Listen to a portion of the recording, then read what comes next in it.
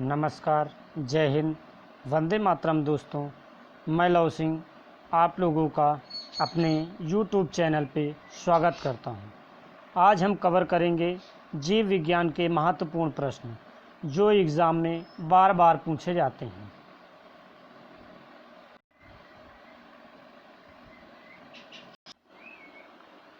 आज का हमारा पहला प्रश्न है, जीवन की मूलभूत इकाई क्या है?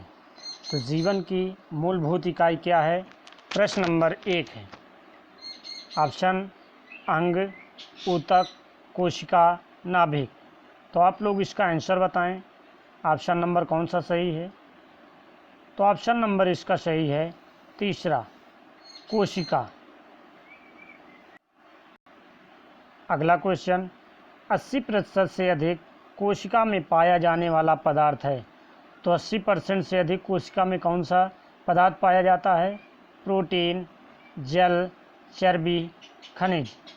तो कौन सा पदार्थ पाया जाता है? ऑप्शन नंबर सही है जल। जल जो है वो हमारे कोशिका में 80% पाया जाता है।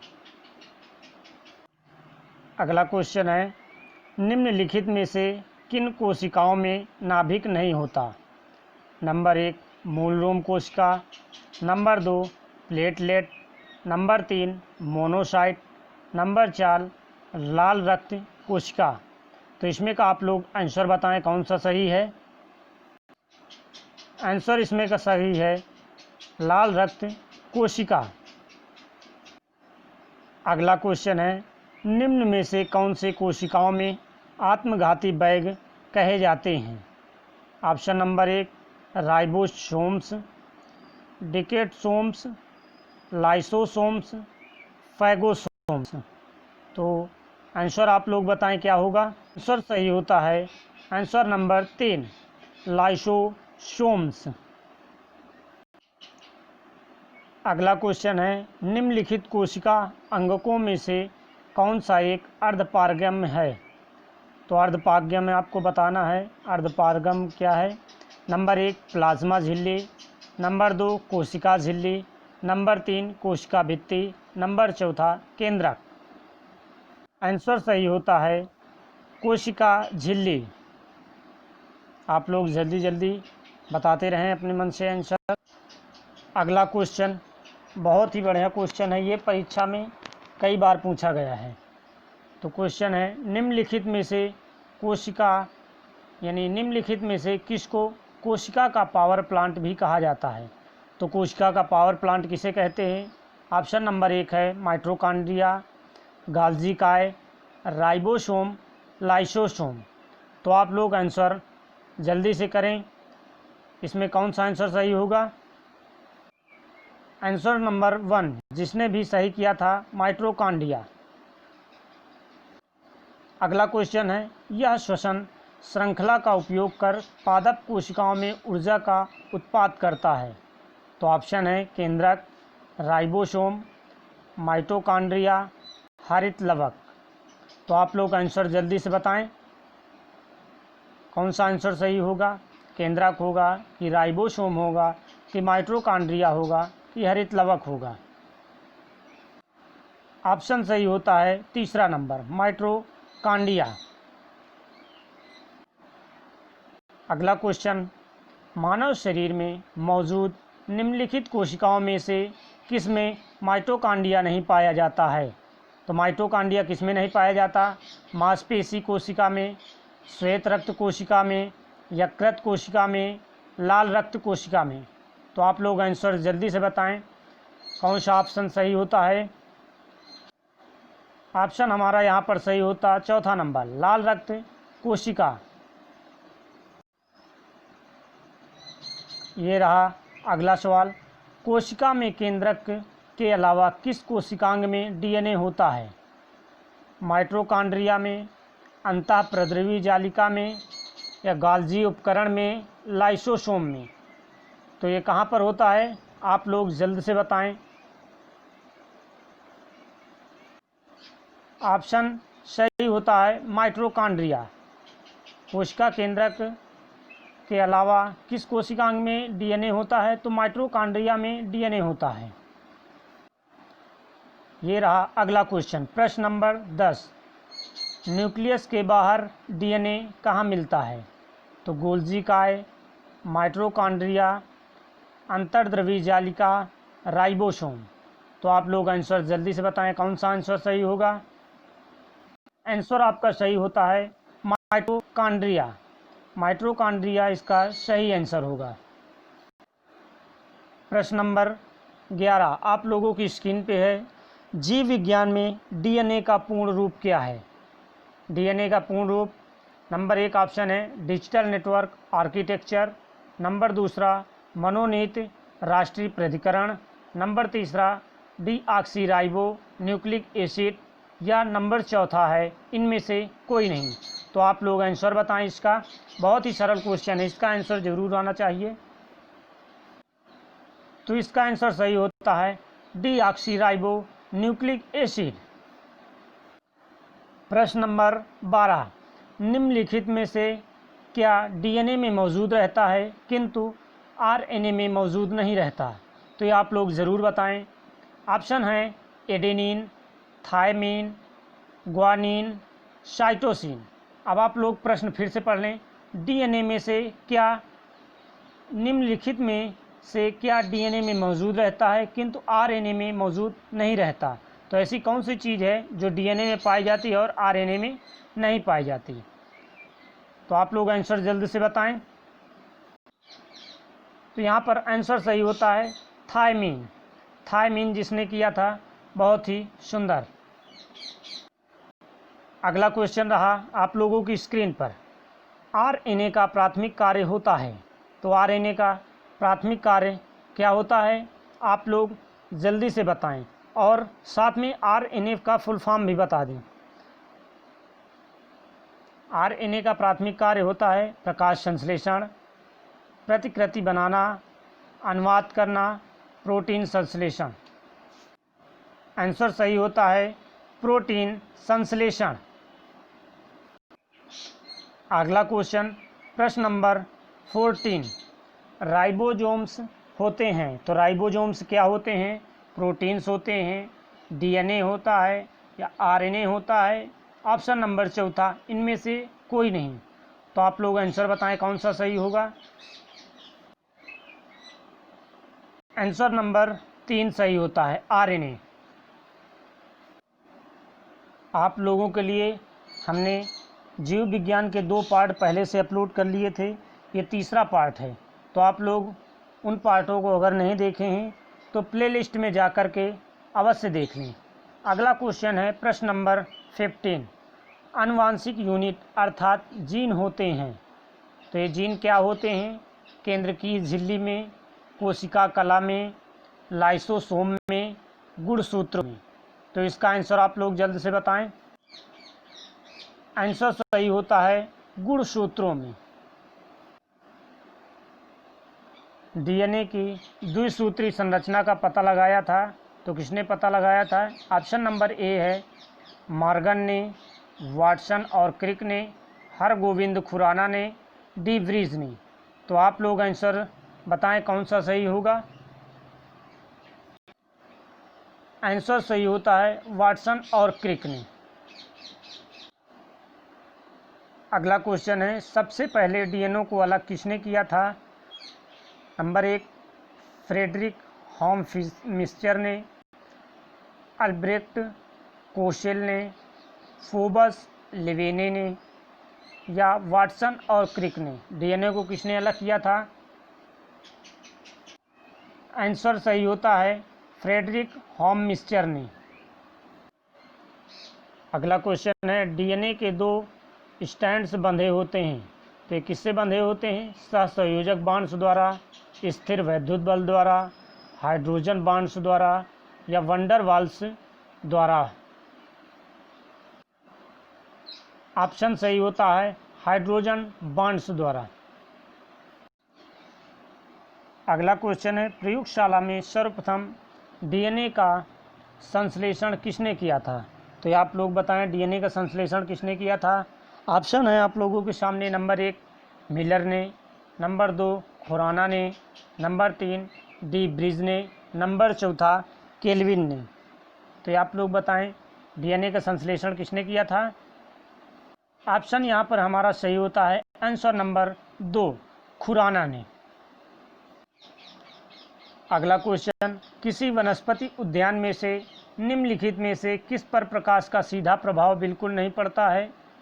नंबर 1 वाष्पोत्सर्जन, नंबर 2 फूल निकलने की प्रक्रिया, नंबर 3 प्रकाश संश्लेषण, नंबर 4 निषेचन। तो इसमें आंसर कौन सा सही होता है। आंसर सही होता है वाष्पोत्सर्जन।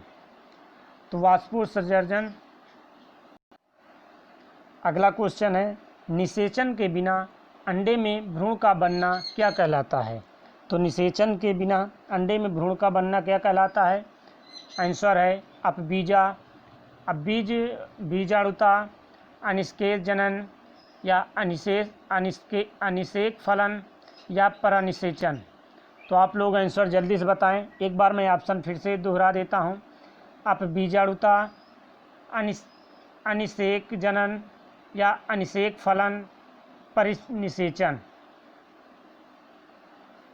तो ऑप्शन यहाँ पर सही होता है अनिषेक जनन।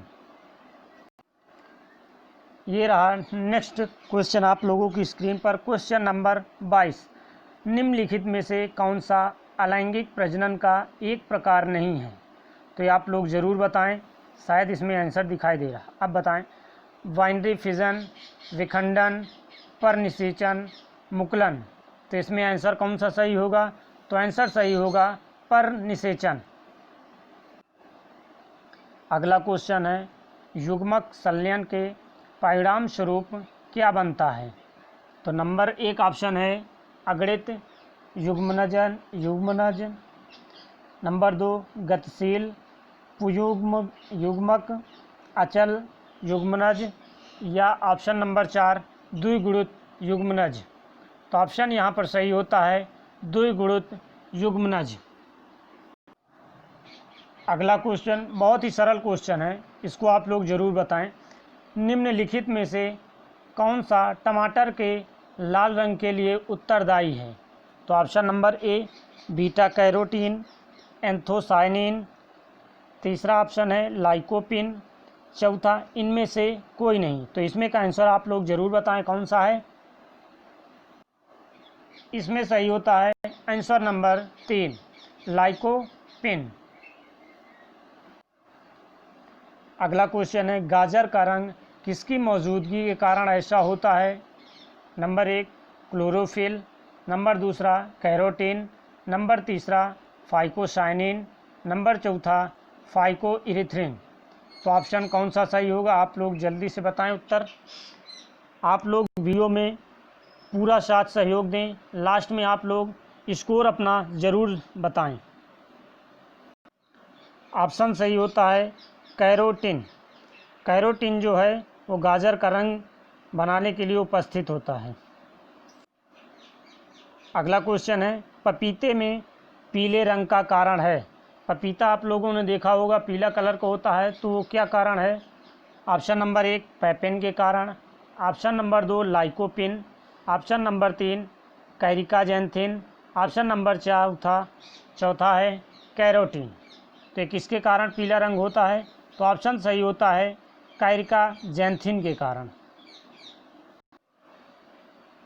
अगला क्वेश्चन है, मिर्च की तीक्ष्णता का कारण है। आप लोगों ने देखा होगा मिर्च बड़ा तीक्ष्ण होता है, तो इसमें क्या कारण है कि तीक्ष्ण होता है। तो ऑप्शन नंबर 1 कैप्साइसिन की उपस्थिति, नंबर 2 लाइकोपिन की उपस्थिति, नंबर 3 कैरोटीन की उपस्थिति, नंबर 4 एंथोसायनिन की उपस्थिति। तो ऑप्शन यहाँ पर कौन सा सही होता है, आप लोग कमेंट बॉक्स में ज़रूर बताएं। आंसर यहाँ पर सही होता है कैप्साइसिन की उपस्थिति के कारण मिर्च का तीक्ष्ण होती है।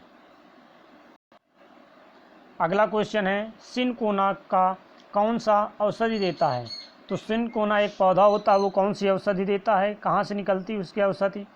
भ्रूणपोष द्वारा, फल भित्ति द्वारा, छाल द्वारा या पत्तियों द्वारा। ऑप्शन यहाँ पर सही होता है छाल। जो उससे औषधि निकाली जाती है वो छाल द्वारा निकाली जाती है। अगला क्वेश्चन है, लुप्त प्राय भारतीय औषधीय पौधा प्रजाति है। तो यार लोग आंसर ज़रूर बताएं। आंसर नंबर 1 है नोपेंडेंथेमस पोडोफिल्मस अफीम तुलसी। तो ये लुप्त प्राय बता रहे हैं, तो ये हर भारतीयों के घर पे रहना ज़रूरी है। तो ये कौन सा पौधा है जो गाँव में सभी जगह पाया जाता है? तो ऑप्शन नंबर सही होता है प्रश्न नंबर 29 का चौथा नंबर, तुलसी। अगला क्वेश्चन है, धनिया में उपयोगी अंश होते हैं। तो धनिया में कौन कौन से अंश का उपयोग किया जाता है? तो आप लोग ज़रूर बताएं। पत्ते और सूखे फल का, मूल और पत्ते का, पुष्प और सूखे फल का, पत्ते और पुष्प का। आप लोग धनिया का उपयोग ज़रूर बताएं, क्योंकि घर में सभी की धनिया होती है। तो किसका उपयोग किया जाता है? आंसर सही होता है पहला नंबर, पत्ते और सूखे फल। मूल और पत्ते का तो आप लोग करते नहीं हैं, पत्ते का केवल करते हैं। मूल मतलब होता है जड़, जड़ का तो आप लोग नहीं उपयोग करते।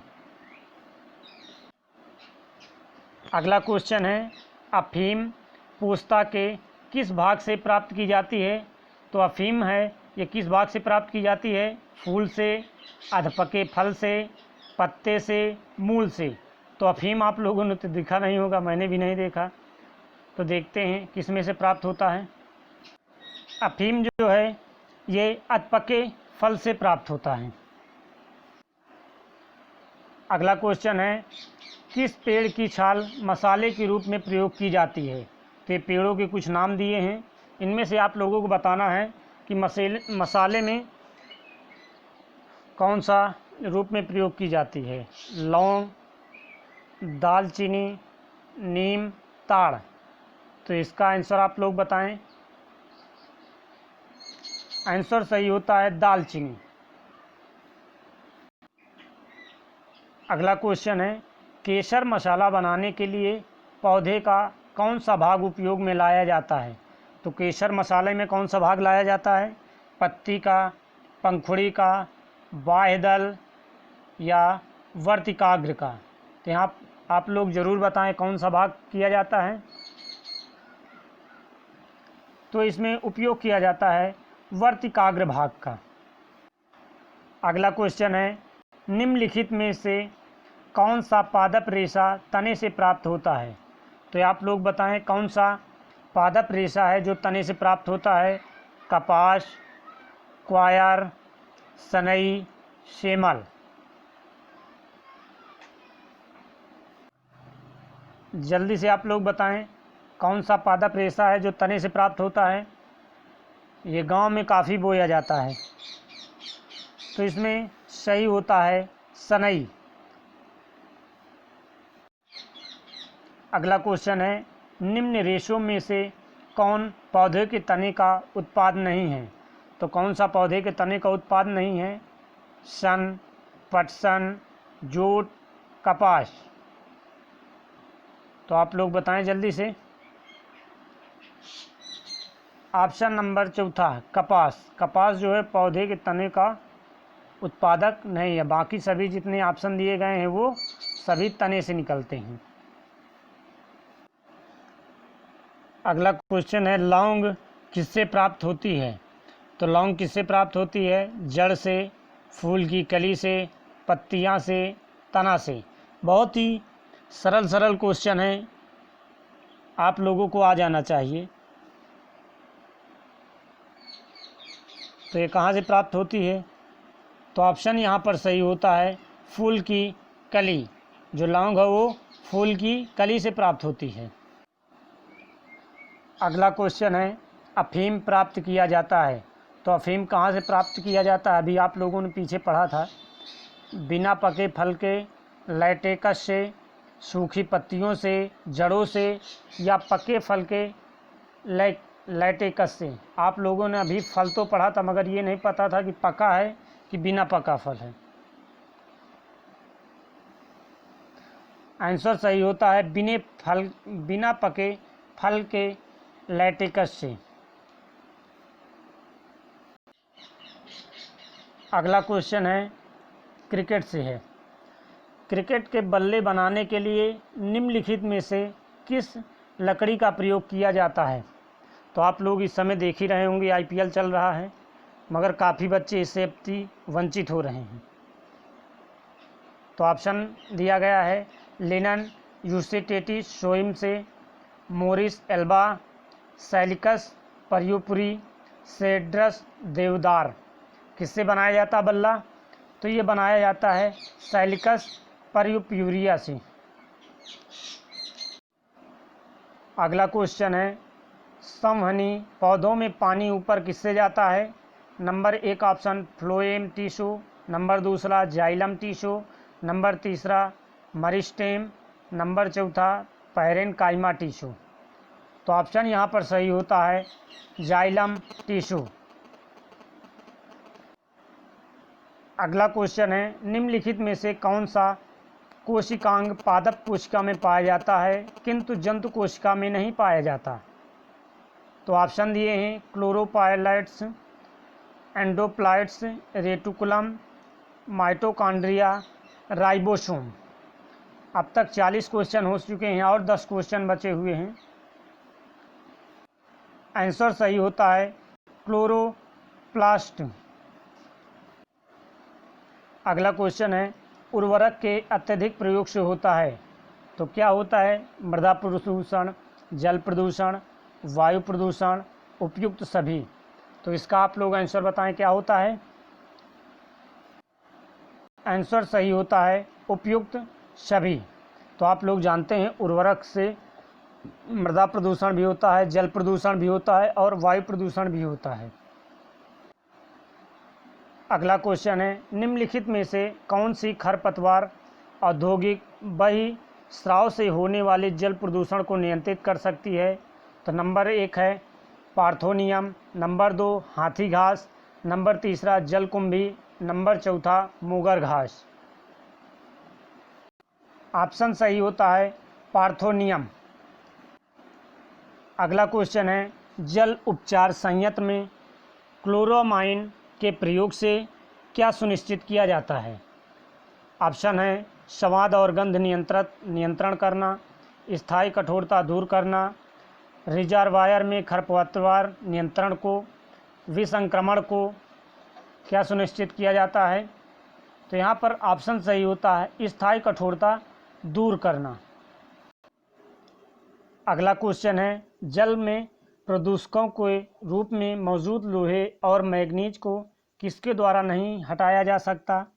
नंबर 1 ऑप्शन है निस्पंदक, नंबर 2 है निस्पंदक लगाकर किए गए ऑक्सीकरण से, नंबर 2 है चूना सोडा प्रक्रिया या मैग्नीज जियोलाइट प्रक्रिया, नंबर 3 क्लोरीनीकरण, नंबर 4 आयन विनिमय प्रक्रिया। तो यहाँ पर आप लोग आंसर बताएं कौन सा सही होता है? तो आंसर सही होता है क्लोरीनीकरण द्वारा। अगला क्वेश्चन है, निम्नलिखित विकल्पों में से कौन सा जल प्रदूषण का उपचार है? नंबर 1 ऑप्शन है बैग हाउस निस्यंदक, नंबर 2 विंडो कंपोस्टिंग, नंबर 3 प्रतिवर्ती परासरण, नंबर 4 वैन्यूरी शुक्रवार। तो यहाँ पे ऑप्शन कौन सा सही होता है? ऑप्शन सही होता है प्रतिवर्ती परासरण। अगला क्वेश्चन है, शोर के किस स्तर के ऊपर का शोर कान में दर्द एवं क्षति का कारण होता है? तो ऑप्शन नंबर 1 लगभग 80 डेसिबल, नंबर 2 लगभग 130 डेसिबल, नंबर 3 लगभग 150 डेसिबल, नंबर 4 लगभग 180 डेसिबल। तो ये आपका आंसर सही होता है लगभग 130 डेसिबल। अगला क्वेश्चन प्रश्न नंबर 47, निम्नलिखित में से कौन सा ध्वनि प्रदूषण का प्रभाव नहीं है? तो आप लोग जब बताएं, पशुओं की मौत, उच्च रक्तचाप, ओजोन क्षय, कर्णनाद। तो इसमें से कौन सा ध्वनि प्रदूषण नहीं है? तो इसमें सही होता है ओजोन क्षय। अगला क्वेश्चन, निम्नलिखित में से कौन सा ध्वनि प्रदूषण का एक प्रभाव नहीं है? तो ये कौन सा प्रभाव नहीं है? त्वचा रोग, उच्च रक्तचाप, श्रवण ह्रास, टिटनेस।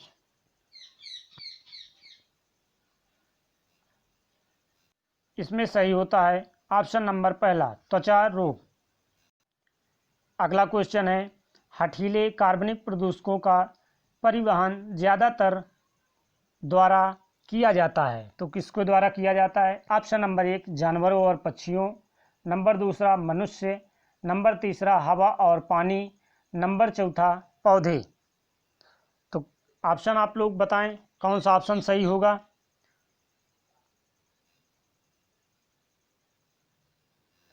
ऑप्शन सही होगा हवा और पानी। अगला क्वेश्चन लास्ट है, प्रश्न नंबर 50, डैश डैश कचरे में एक कार्बनिक अपशिष्ट होता है, तो क्या होता है? नंबर एक प्लास्टिक बैग, नंबर दो धातु, नंबर तीन ग्लास, नंबर चौथा सब्जी के छिलके। तो आप लोग आंसर बताएं और इसमें से जितने सही हुए हों आप लोग कमेंट बॉक्स में ज़रूर लिख दें, अपना स्कोर ज़रूर बताएं। ऑप्शन इसका सही होता है सब्जी के छिलके। आज के लिए बस इतना ही। आप लोगों का बहुत बहुत धन्यवाद हमारे साथ जुड़े रहने का। फिर अगले वीडियो मिलेंगे, तब तक के लिए जय हिंद, जय भारत।